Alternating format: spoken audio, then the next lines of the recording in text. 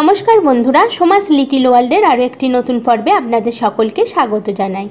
আজকের ভিডিও থেকে আমরা জানব এই বছর অর্থাৎ 2024 সালে 1431 বঙ্গাব্দে কবে থেকে পড়ছে পিতৃপক্ষ এবং পিতৃপক্ষের সময় কোন জিনিসগুলি আপনারা কিনবেন না, কিনলে ধনী ব্যক্তিও হয়ে যেতে পারে দরিদ্র, আপনাদের জীবন সম্মুখীন হবে মহা বিপদে। চলুন তাহলে ভিডিওটি শুরু করা যাক। 17 সেপ্টেম্বর থেকে পিতৃপক্ষ শুরু হয়ে গেছে। 15 দিন পিতৃপক্ষ চলার পর 2রা অক্টোবর পিতৃপক্ষ শেষ হয়ে দেবীপক্ষের সূচনা হবে।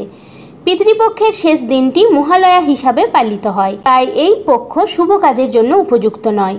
ভারতে গণেশ উৎসবের পরবর্তী পূর্ণিমা অর্থাৎ ভাদ্র পূর্ণিমা তিথিতে এই পক্ষ সূচিত হয় এবং সমাপ্ত হয় সর্বপিতৃ অমাবস্যায়। হিন্দু ধর্মে পিতৃপক্ষের যথেষ্ট গুরুত্ব রয়েছে। এই সময় পূর্বপুরুষদের উদ্দেশ্যে জল নিবেদন করা হয়। তাছাড়া এই দিন দান করা, তর্পণ করাও খুব শুভ বলে মনে করা হয়, কিন্তু এই সময় কোনো শুভ কাজ করা হয় না। পিতৃপক্ষের সময় কখনোই নতুন বাড়ি, গাড়ি, জামা কাপড় ইত্যাদি কেনা ঠিক নয়। এগুলি কেনা খুব অশুভ বলে মনে করা হয়। এবার বলবো পিতৃপক্ষের সময় আপনারা কোন কোন জিনিস কিনবেন না। জীবনে নেমে আসবে মহা বিপদ। এই জিনিসগুলি কিনলেই ত্রিদোষ হবে, তাই ভুল করেও পিতৃপক্ষের সময় আপনারা এই জিনিসগুলি কিনবেন না, এতে পূর্বপুরুষরা খুব রেগে যাবেন। চলুন এবার জানা যাক কোন জিনিসগুলি কিনবেন না। এই সময় আপনারা ঝাঁটা কিনবেন না।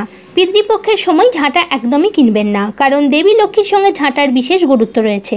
পিতৃপক্ষের সময় যদি আপনি ঝাঁটা কেনেন তাহলে আপনার আর্থিক ক্ষতি হবে, জীবনে নানা সমস্যা আসবে, সমস্ত কাজেই বাধার সৃষ্টি হবে, কোনো কাজেই আপনি এগিয়ে যেতে পারবেন না, তাই এই দিন আপনি ভুলেও ঝাঁটা কিনবেন না। দ্বিতীয়টি হলো পিতৃপক্ষের সময় আপনারা কোনোভাবেই নুন কিনবেন না। যদি আপনাদের নুন কেনার প্রয়োজন হয় তাহলে পিতৃপক্ষ শুরু হওয়ার অনেক আগেই আপনারা কিনে রাখুন।